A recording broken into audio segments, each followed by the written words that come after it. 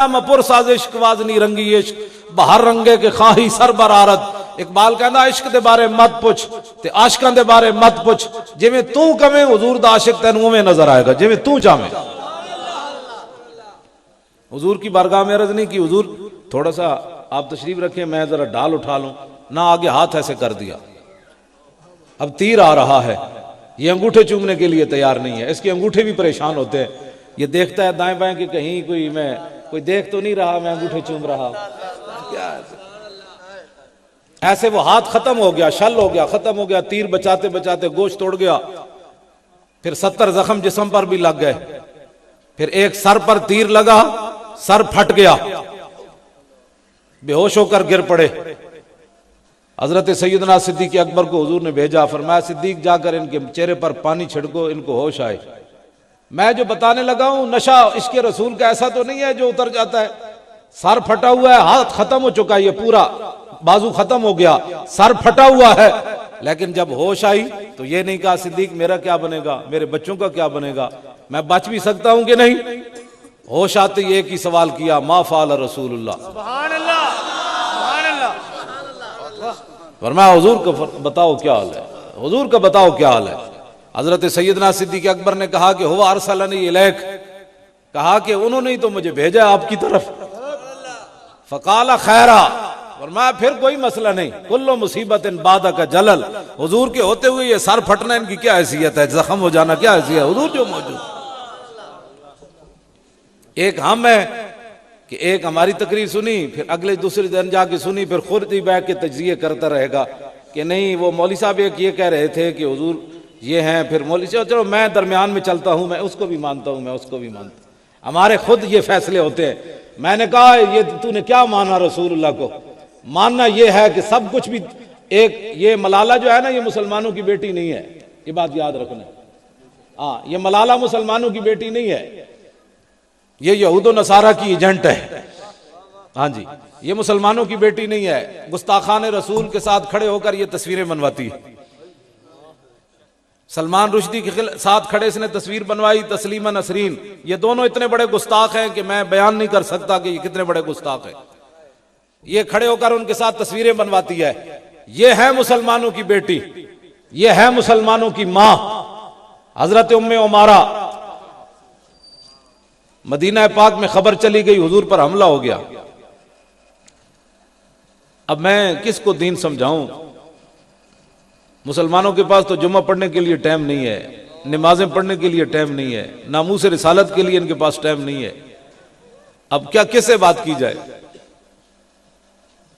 बच्चे जड़े इन्हां दा एक तालीम पढ़नी ते दूसरा इन्हां मुस्तकबिल संवारना है।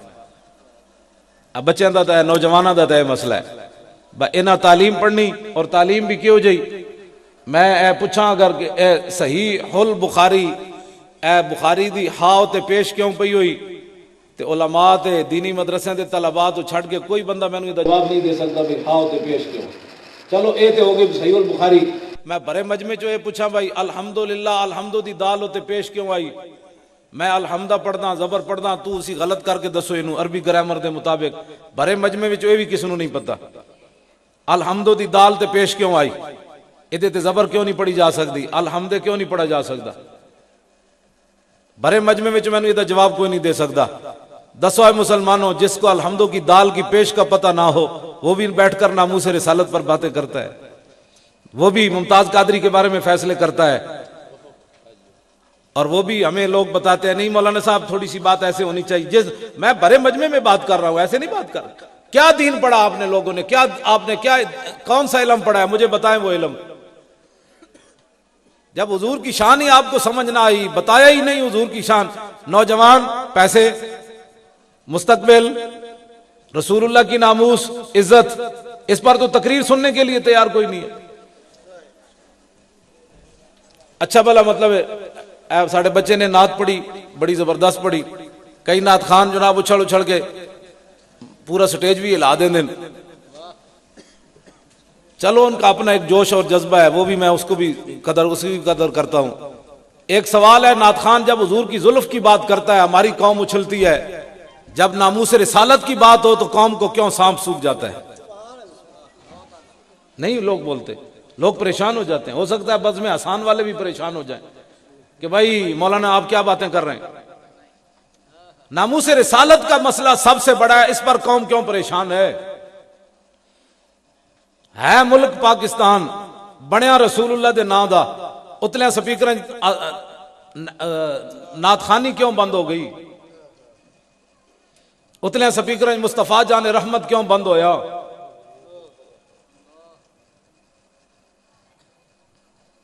अल्लाह के घर तो स्पीकर अगर अगले उतार ले, आखिर इसका जवाब हमने देना है ना जाकर।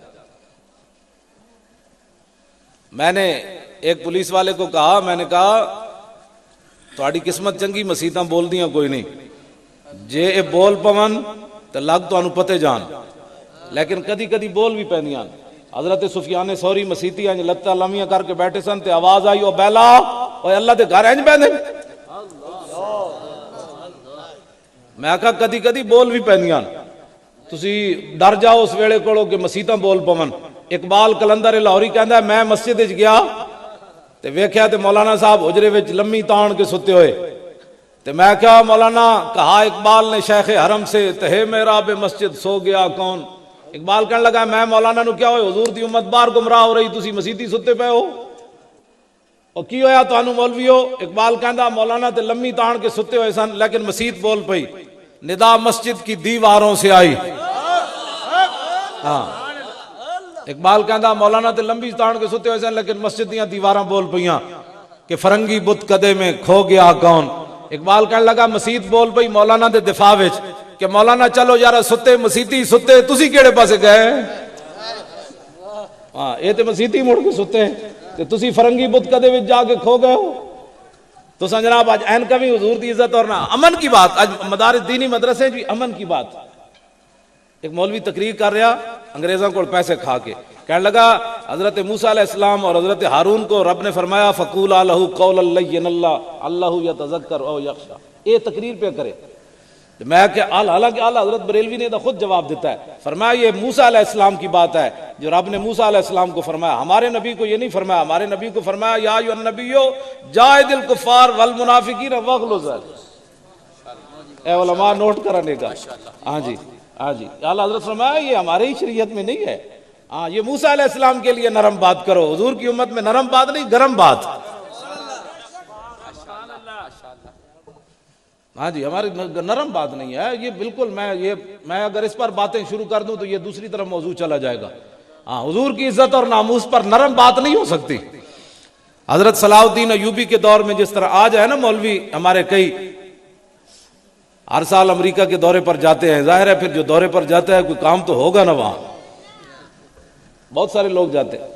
एक मौलाना साहब दौरा करके आए, तो मैं उन्होंने अपने सुनिया के मसाइल उन्होंने को लैके गया, तो मैनू वो पैकवन मौलाना उत्थे बड़ी तरक्की हुई। मैं की होया, कहने लगे उत्थे अंग्रेज जड़े ना लैटरीन का पैप लीक हो जाए तो इहदे भी उन्हें PhD की। कोई समझ आई गल मेरी? वो मैनू उत्थों दे फसा, मैं उठ के आ गया, मैं आखा लो जी मैं गल की करन लगा सी, ये मैनू अगू की समझाने लगे। कहते तुम मौलाना पता ही नहीं हो कितनी तरक्की कर गए हो, तो लैटरीन के पैप भी मतलब PhD कर रहे भाई, पेशाब केड़े पासे जाता ये PhD कर रहे। साढ़ा इस्लाम तो नहीं ना कहता, उन्हें क्या गया जिधर गया तेनू की लगे, तू तारत करके उठ के अल्लाह के सामने सर बसूद हो, तेनू की लगे, उन्हें जिधर जाना सी वो चला गया। तो मैं आख्या जो तेरे दर से यार फिरते हैं, फिर वो उन्होंने रब के सामने जो सर नहीं झुकाया तो उन्हें टटिए पीछे बजना ही सी, उन्होंने बजन दे, तू अपनी गल कर। साडी कौम जी रब के सामने खड़े होने तो परेशान होती सी, हुण CNG की लैन च लगी कि नहीं, अपने ईमान ना दसो लैन च लगे कि नहीं। ये वही लोग सन जेडे कभी भी उठ के सवेरे नमाज नहीं सन पढ़ते, इनके पास टाइम ही नहीं था सुबह की नमाज के लिए। आज सहरी के वक्त CNG की लाइन में लगा हुआ है, क्यों जी? तो उसे अस्टेरंग उती मैं खुद वेखे लोग सुते हुए। हाँ जी, सुते हुए। मैं आखा ये वही सी जो मस्जिद में उठ के आने के लिए तैयार नहीं था। मंग पना मोहम्मद बख्शा बेपरवाह जनाबों, मता कोई गल अवली निकले रद्द हो जाए इस बाबो। इकबाल कहता ये एक सजदा जिसे तू गरां समझता है, 1000 सजदों से आदमी को देता है निजात। उठो हुजूर के दीन की तरफ आओ, वापस आओ, कुछ नहीं आगे कोई रास्ता नहीं है। हाँ, जहां मंजिलें खत्म होती हैं वो रसूलुल्लाह की जात है बस, वरना मंजिलें खत्म नहीं होती। जहां रसूलुल्लाह की जात है बस वहां तक जाएं। सारे रास्ते छोड़े, सब दुनिया को छोड़े, सिर्फ हुजूर की तरफ आए। और कोई रास्ता नहीं है मुसलमानों के लिए, तबाही और बर्बादी के अलावा मुसलमानों के